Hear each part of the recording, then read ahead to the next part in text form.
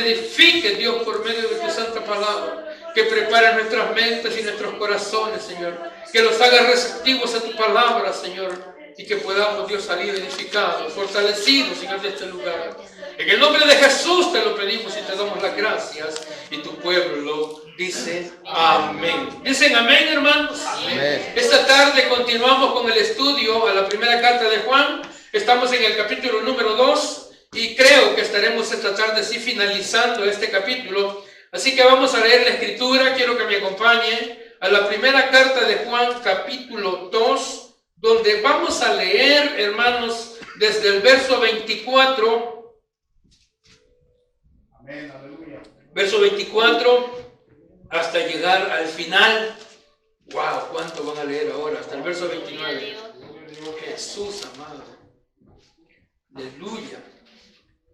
Los versos 24 y 25 los estudiamos la semana pasada, pero siempre necesitamos leerlos de nuevo para ubicarnos en el contexto de lo que estamos estudiando. Así que leemos la Biblia cuando usted tenga la porción. Bueno, por lo menos ya hay 3 que le encontraron. Vamos a esperar que los demás también le encuentren. Pero no me hagan esperar mucho, hermanos. Digan un fuerte amén los que ya lo tienen. Ay, que eso es amén.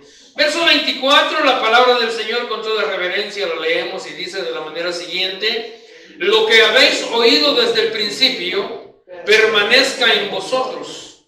Si lo que habéis oído desde el principio permanece en vosotros, también vosotros permaneceréis en el Hijo y en el Padre. Y esta es la promesa que Él nos hizo, la vida eterna. Se ha escrito esto sobre los que engañan. Pero la unción que vosotros recibisteis de Él permanece en vosotros y no tenéis necesidad de que nadie os enseñe. Así como la unción misma os enseña todas las cosas y es verdadera y no es mentira, según ella os ha enseñado, permaneced en Él. Y ahora, hijitos, permaneced en Él para que cuando se manifieste tengamos confianza, para que en su venida no nos alejemos de Él avergonzados. Si sabéis que Él es justo, sabed también que todo el que hace justicia es nacido de Él. Tengan la bondad de tomar su lugar. Gloria a Dios, gloria al Señor. Como decía,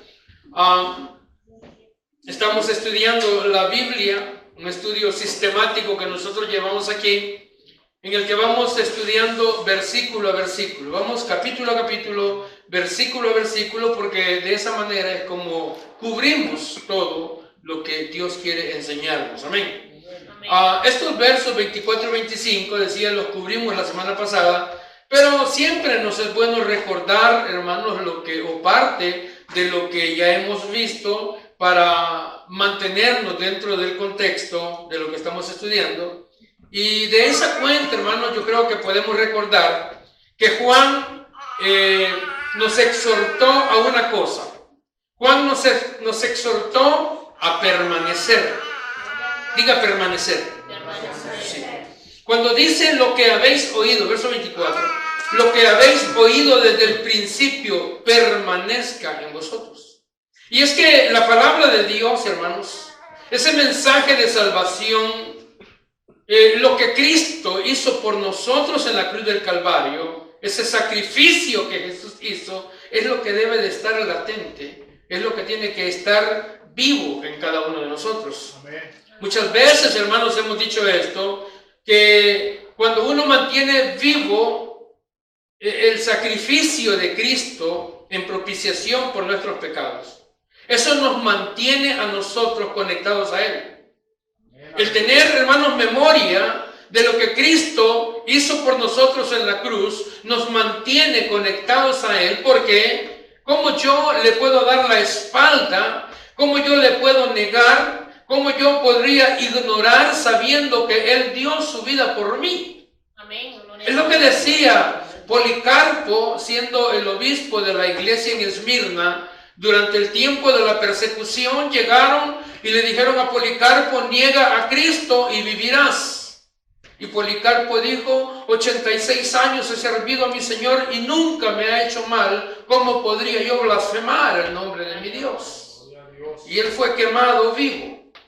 Entonces digo, como uno teniendo en la mente lo que Cristo hizo por uno, ¿cómo podríamos nosotros negarle? ¿Cómo podríamos nosotros rechazarle? ¿Cómo podríamos nosotros mostrarnos indiferentes a Él si Él dio su vida por nosotros y Él la entregó, hermanos, de la manera más cruel? El justo por los injustos, como dice Pedro en su primera carta, capítulo 3, verso 18. Y el profeta Isaías, si usted ha leído el libro del profeta Isaías en el capítulo 53, Isaías nos da una descripción, nos presenta un cuadro de lo que Cristo padeció. Dice Isaías que Jesús fue despreciado, fue desechado, dice, entre los hombres, lo tipifica como varón de dolores, experimentado en quebrantos. Dice que escondimos de él su rostro. Dice que fue menospreciado y no lo estimamos, dice el profeta. Dice, ciertamente Él llevó nuestras enfermedades y sufrió nuestros dolores, y nosotros lo tuvimos por azotado, por herido de Dios y abatido, mas Él herido fue por nuestras transgresiones, por nuestras rebeliones, molido fue por nuestros pecados, el castigo de nuestra paz fue sobre Él, y por su llaga fuimos nosotros curados. Y dice que todos nosotros nos descarriamos como ovejas, cada uno se apartó por su camino, mas Jehová cargó en Él el pecado de todos nosotros. El pecado de todos nosotros se lo cargaron a Él. Y dice la Biblia que Él, angustiado, oiga, y afligido, no abrió su boca. Como cordero, dice que fue llevado al matadero, y como oveja delante de sus trasquiladores enmudeció y no abrió su boca. Wow. Yo digo, el que tenía, hermanos, todo el poder, el que tenía, hermanos, el poder para destruir a aquellos que lo estaban humillando, a todos aquellos que lo estaban maltratando, el que tenía el poder para hacer que en ese momento la tierra se abriera y se tragara vivos a todos aquellos malhechores, no lo hizo. Por el contrario, dice la Biblia que guardó silencio. Y cuando Él abrió su boca, hermano, fue únicamente para decir: Padre, perdónalos porque no saben lo que hacen. Y dice el apóstol Pablo que estando en esa condición de hombre, siendo Dios, se humilló a sí mismo, haciéndose obediente hasta la muerte y muerte de cruz. Por eso Juan dice que si estas cosas que oímos desde el principio, porque, hermanos, eso es lo básico en la vida cristiana. Creo que eso es lo primero que aprendemos cuando nosotros comenzamos a dar nuestros primeros pasos en la vida cristiana. Amén.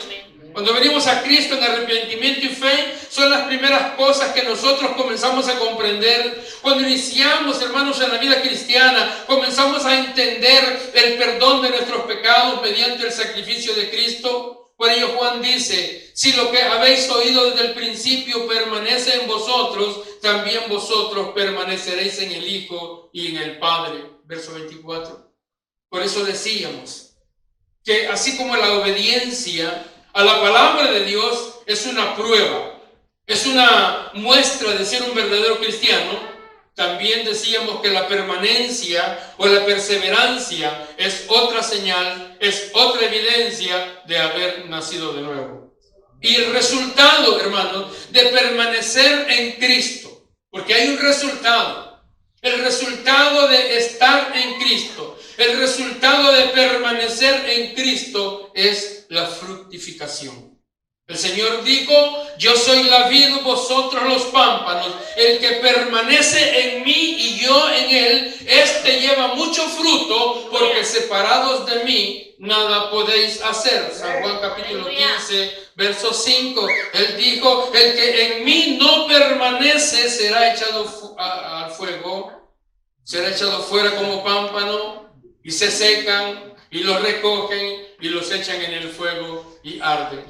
Entonces tenemos el resultado final de los que permanecen, de los que perseveran. Y para esto, dice Juan en el verso 25, que es la promesa de la vida eterna. Oiga, para los que permanecen, Gloria a Dios. O sea que la promesa de la vida eterna no es para los hermanos cometas. No. Sí, no. Esas estrellas fugaces. No. La promesa de la vida eterna es para los que permanecen. El Señor Jesús dijo que son los que perseveran hasta el fin, los que serán salvos.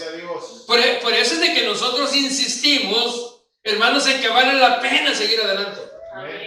Nosotros insistimos, hermanos, que vale la pena continuar, aunque muchas veces el camino se torna difícil. Muchas veces esto es cuesta arriba, porque para abajo es fácil. Hasta de hecho ya lo hace uno. Pero para arriba no.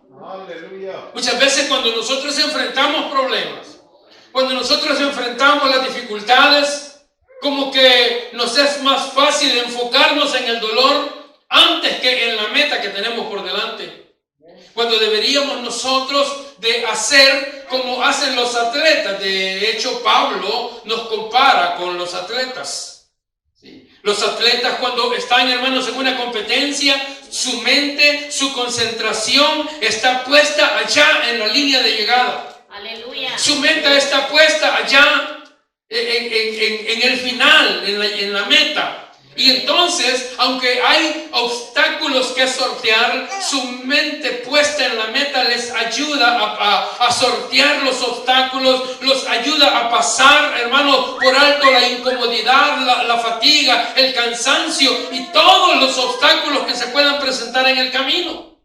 Pues de igual manera, en la vida espiritual, hermano, de igual manera nosotros, si ellos, dice el apóstol Pablo, si los atletas hacen todo eso por ganar una corona corruptible, por ganar un trofeo, por ganar, ¿qué? Una medalla,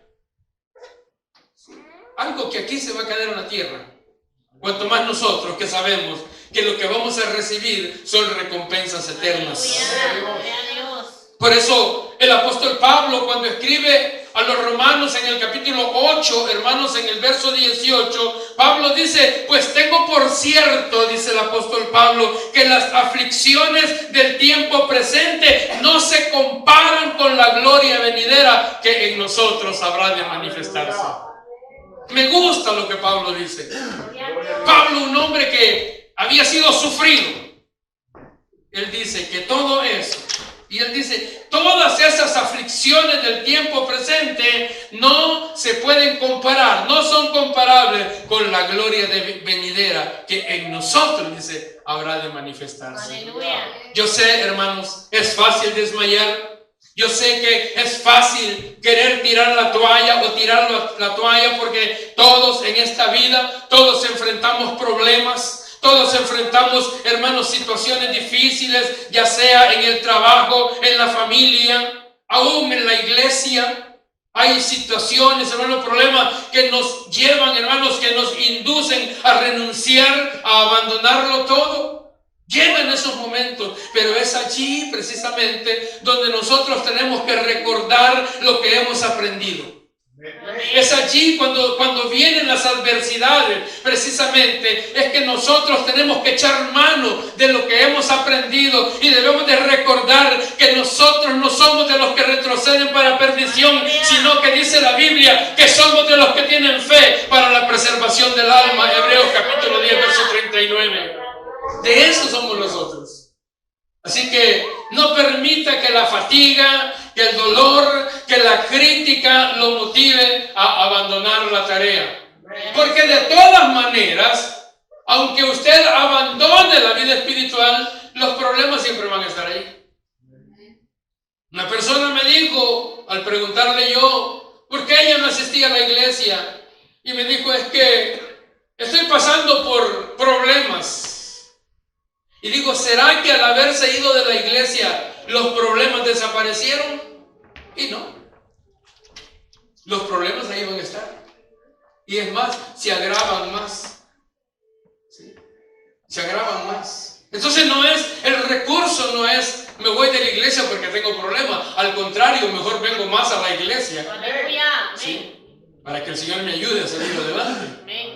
Pero yo creo que cada uno de nosotros tenemos que renovar cada día nuestro compromiso de seguir y de servir a Cristo, porque para eso fuimos llamados. No sé cuántos dicen amén. ¿Dicen amén? Amén. Va pues. Luego dice Juan, verso 26, os he escrito esto sobre los que os engañan. Alguien dijo en una ocasión que la mentira da la vuelta al mundo mientras la verdad se amarra a los zapatos. ¿Se le quedó? Alguien dijo que la mentira da la vuelta al mundo mientras la verdad se amarra a los zapatos. O sea, la mentira es más rápida, pues.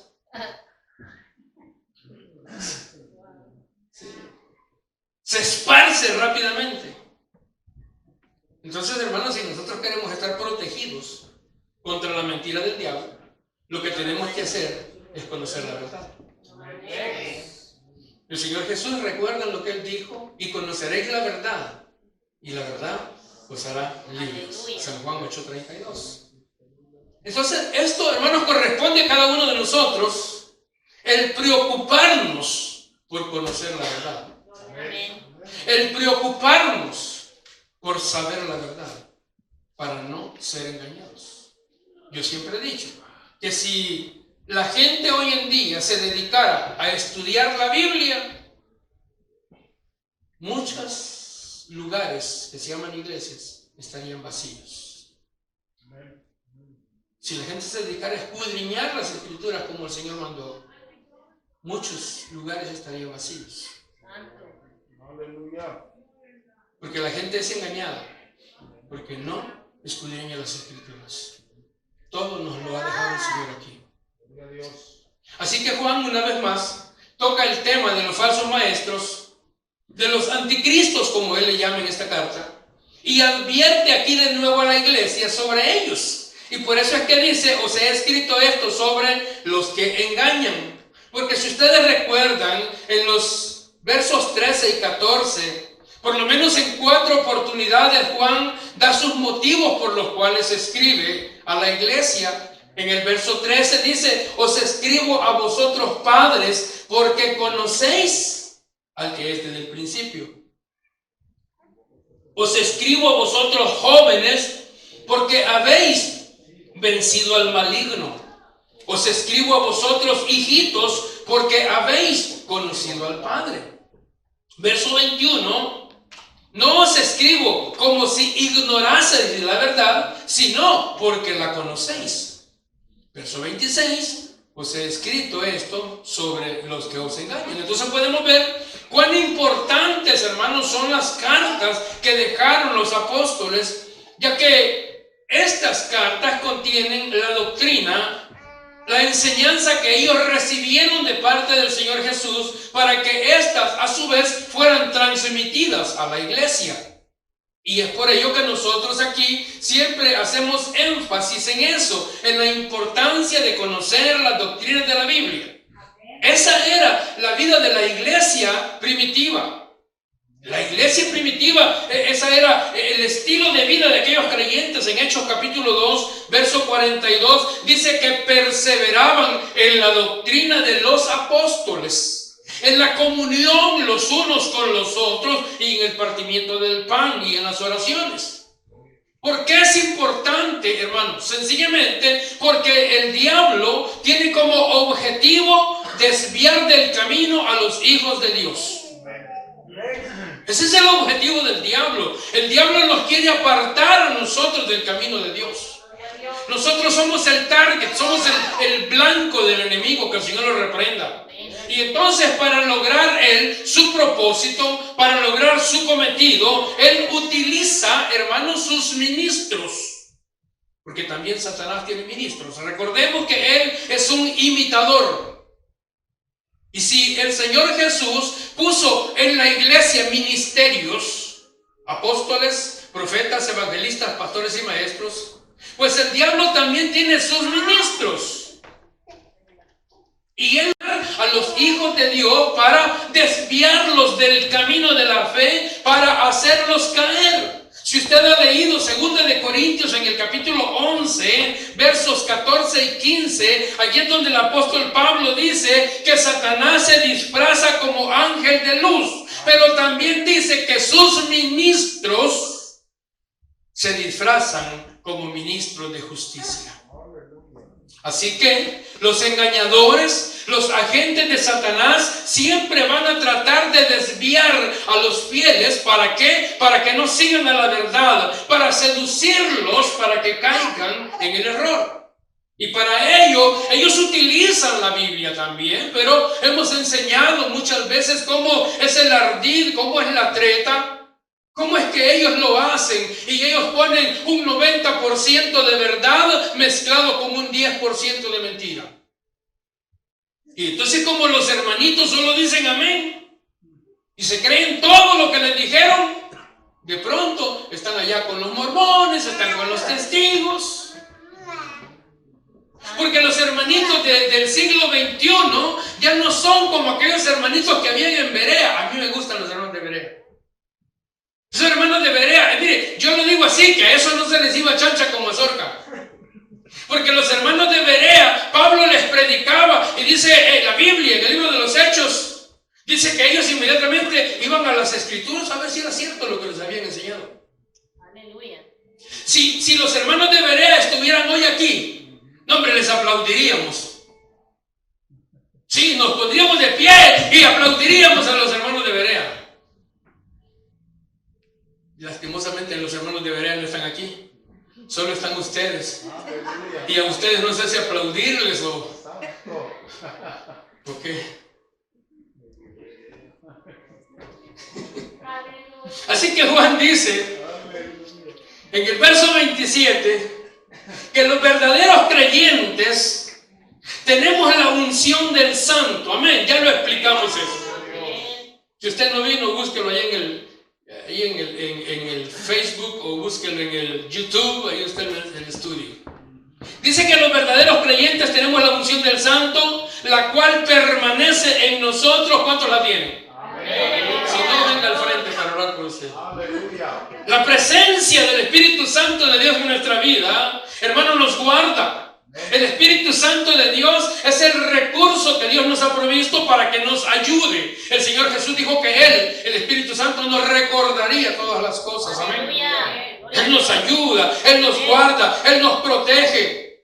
Aunque, repito, el peligro, hermanos, siempre estará presente.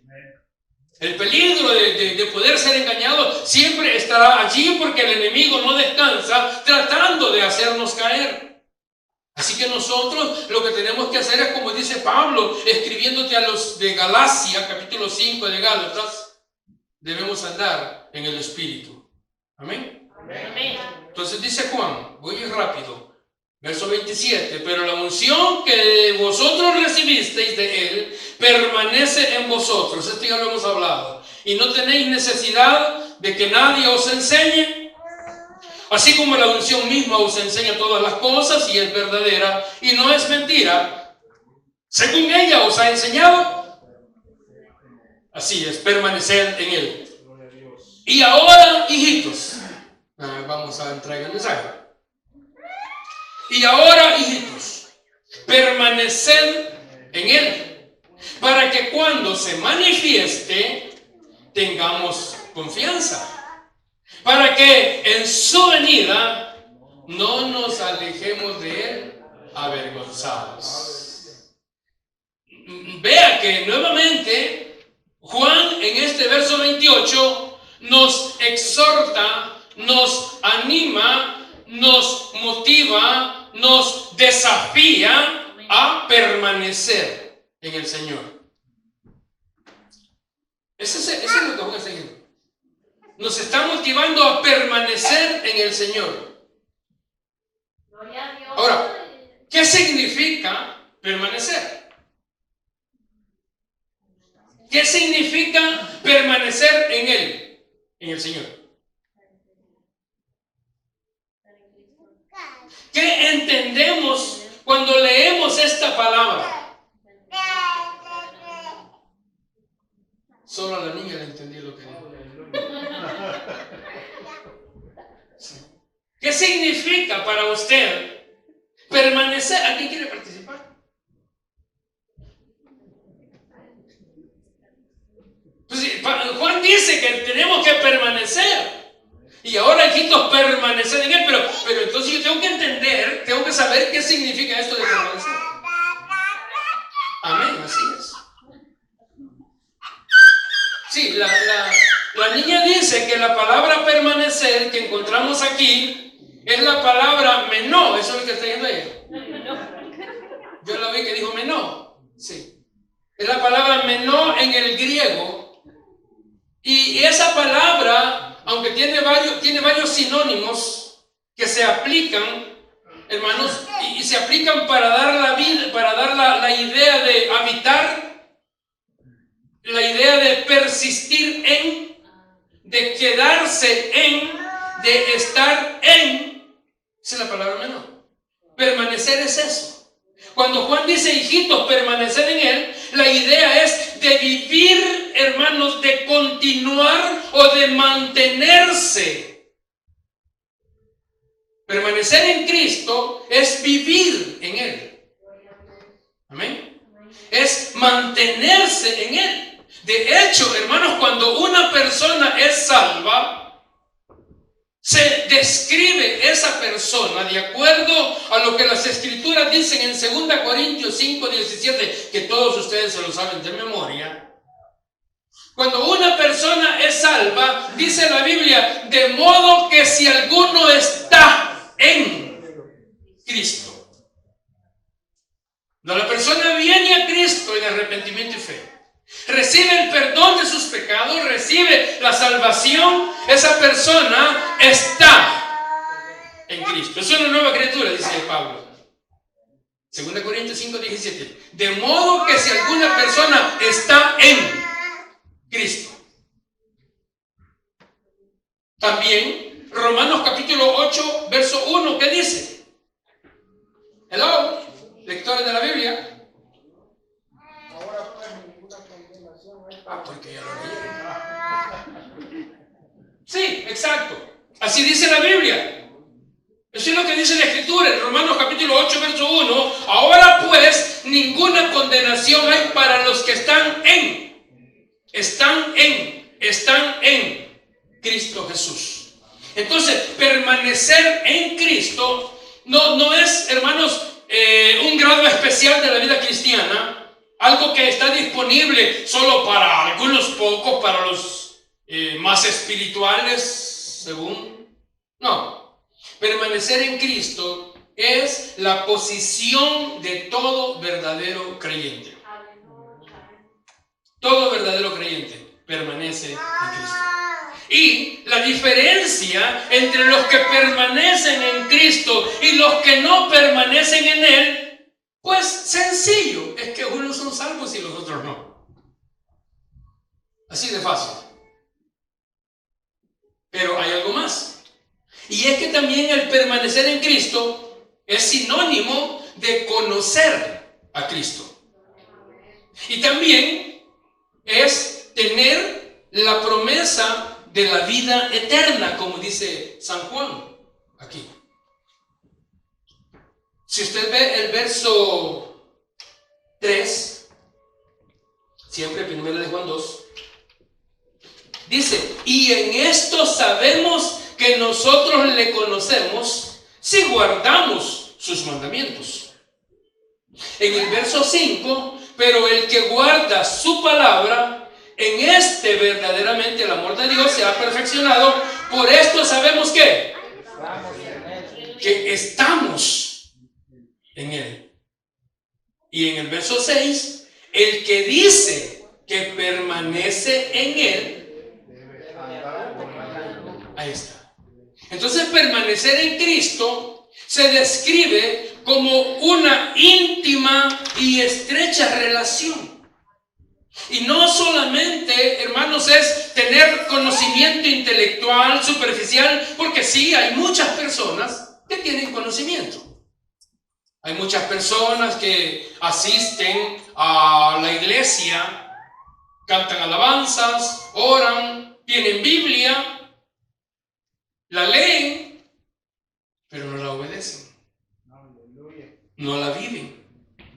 Y si ustedes recuerdan, hablamos anteriormente de las evidencias de que uno permanece en Cristo, es decir, aquellas señales, marcas, pruebas de ser verdaderamente salvo, y hablábamos de cuáles son, y hablábamos de la obediencia a la palabra de Dios.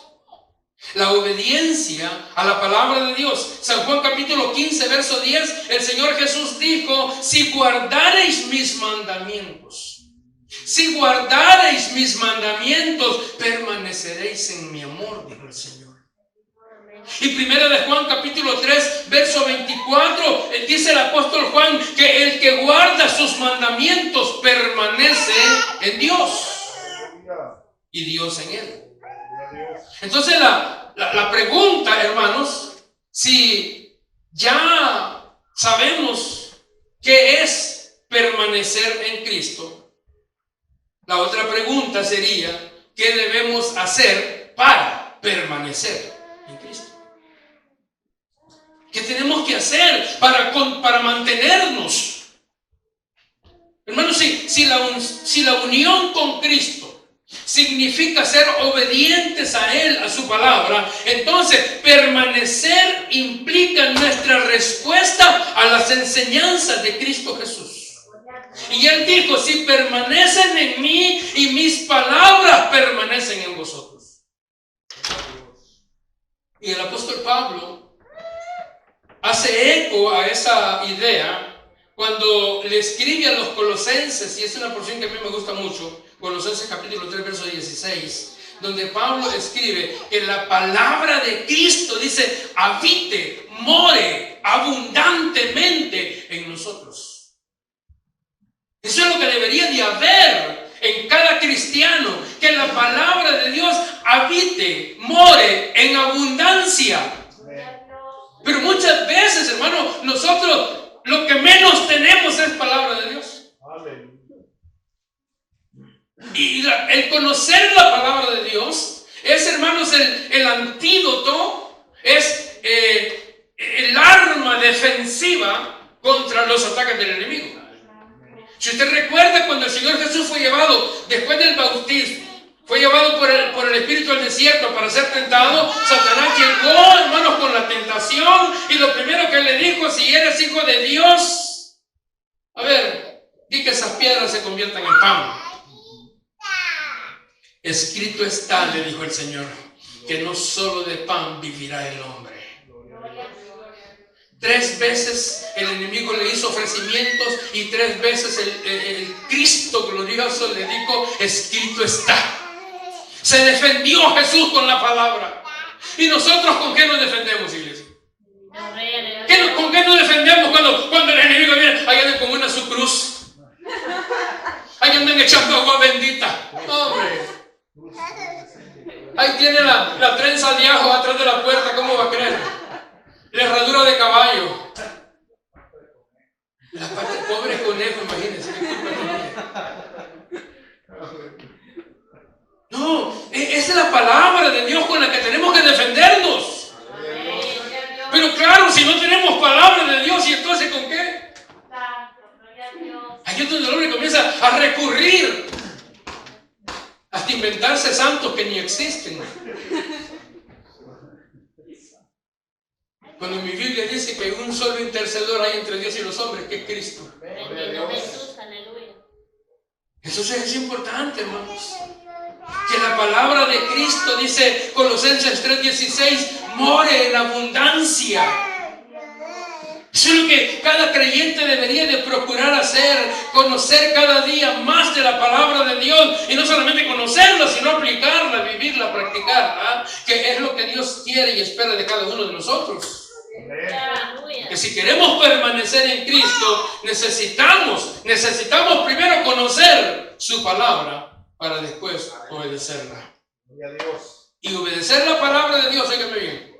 Cuando decimos que vamos a obedecer la palabra de Dios, porque yo pregunto, bueno, ¿cuántos obedecen la palabra de Dios?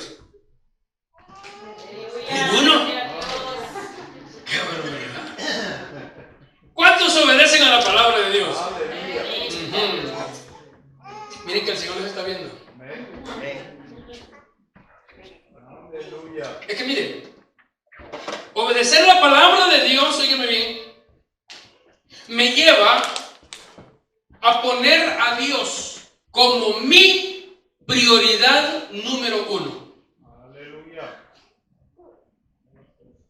Oiga, obedecer la palabra de Dios me va a llevar a poner a Dios en primer lugar. Dentro de mis prioridades, Dios es el número uno. Amén. El cristiano tiene prioridades.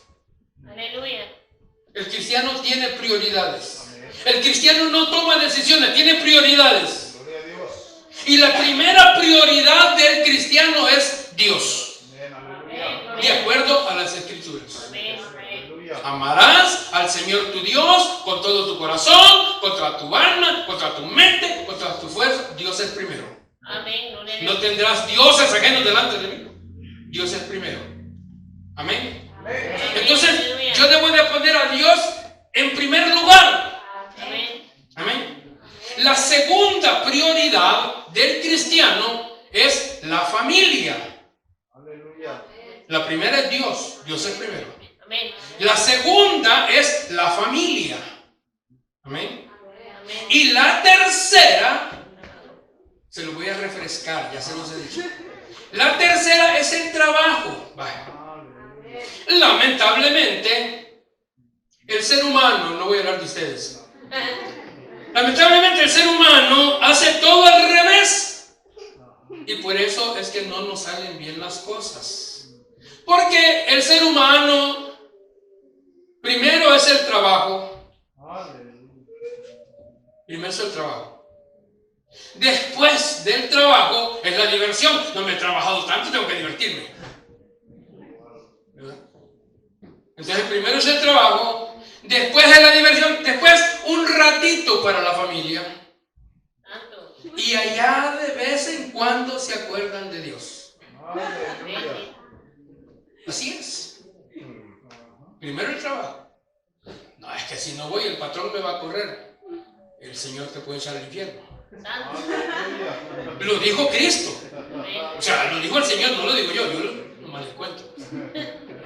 No teman, dijo el Señor, a los que pueden matar el cuerpo.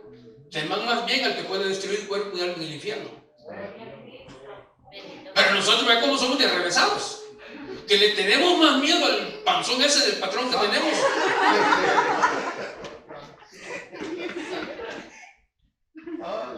Que al Señor. Ya estamos mal. Y después, hermanos, después del trabajo, cansado, malhumorado, la segunda prioridad del hombre es la diversión. Y dije después, un ratito, la familia. Pero ¿qué cuando hay problemas? ¿Pero qué cuando hay una enfermedad de esas que te dicen que vas a morir? Te quedan 30 días de vida. Ay, Señor amado. Ahí sí, a Diosito le dicen, ayúdanos. Diosito, te prometo que mira aquí. ¿Qué no le prometen al Señor? Le prometen que le van a dar la luna a las estrellas y son de Él. Tantas promesas que le hacen a Dios que por supuesto ninguna se va a cumplir. Pero se las hacen al Señor. No más por en el momento de la aflicción. Pero hermanos, debemos de recordar que la ordenanza es buscar primeramente el reino de Dios. Y entonces eso me lleva a poner a Dios como mi prioridad número uno y poner a Dios como la prioridad número uno en mi vida. Significa que yo debo de poner su voluntad por encima de la mía. Significa morir yo para que Él crezca. Significa que debo de dejar atrás todo aquello que me estorbe en mi relación, en mi comunión con Dios. Que nada debe de interponerse entre mi comunión con Dios. Permanecer entonces también significa alinear mi vida a la voluntad de Dios. Permanecer significa dejarnos transformar por el Señor. Gloria a Dios. Significa poner nuestras vidas a los pies del Señor y dejar que el Espíritu Santo de Dios trabaje en nuestras vidas, nos transforme, nos moldee cada día para gloria y honra suya. Aleluya. Permanecer en Cristo también significa que yo debo de amar y perdonar incondicionalmente, así como Cristo me ha amado y me ha perdonado. Aleluya. Es decir, tenemos que matar el orgullo, el coraje, el rencor, porque esas son cosas que no nos dejarán crecer en nuestra vida cristiana. Recordemos las palabras del Señor. Él dijo que solamente aquellos limpios de corazón son los que verán a Dios. Entonces, un corazón que tiene ira, resentimiento, rencor, amargura, envidia, egoísmo, avaricia, tacañería, etcétera, etcétera, etcétera, etcétera, no puede tener comunión con el Señor. Y si no tiene comunión con Dios, entonces su comunión es con... Dímelo. Así de fácil. Así que Juan está aquí dando una valiosa advertencia para aquellos verdaderos cristianos, para aquellos que se han examinado, que saben que están en Cristo por la evidencia del Espíritu Santo de Dios que mora en ellos y que porque permanecen en la enseñanza de los apóstoles. Sin embargo, la enseñanza es que esto tiene que ser perenne, tiene que ser algo que permanezca continuamente en nosotros. O sea, que mientras estamos en esta tierra, nos debemos de esforzar por permanecer unidos a Cristo Jesús. Firmes en la fe hasta el día en que el Señor aparezca, que venga a buscar su iglesia, o hasta el día, hermanos, en que terminen nuestros días en esta tierra. Aleluya. Y el llamado es claro. La advertencia es severa, porque dice el verso 28 que debemos permanecer en Él para que cuando Él venga no vayamos a ser apartados y nos toque alejarnos avergonzados. Qué feo es eso, ¿verdad? Qué feo. Aleluya. Tiene que alejarse avergonzado. Estaba viendo un video por ahí de una muchacha, está un muchacho sentado por ahí en una cosa, y hay una muchacha por allá que está haciendo señas y él cree que es para él la seña. Y ahí ve el menso donde ella y él está haciendo señas a otro. Y entonces el muchacho se da la vuelta avergonzado. Qué feo caso, yo. Qué feo caso. Sí, me estaba acordando porque Juan dice que peligroso nos toque alejarnos avergonzados. Porque el Señor Jesús dijo que en aquel día muchos le dirán: Señor, Señor, Señor, si yo estuve en la iglesia. Así le van a decir algunos. Yo llegaba a aquella iglesia que se llamaba, era viejo gritón que me cayó al baile. Yo cantaba y hasta ofrendaba. Y dice la Biblia que el Señor les va a decir: yo nunca los conocí, apártense de mí. Esas almas van a salir avergonzadas. Avergonzadas porque creyendo que estaban con el Señor, creían que estaban con el Señor porque iban a la iglesia, pero sus hechos negaban su fe.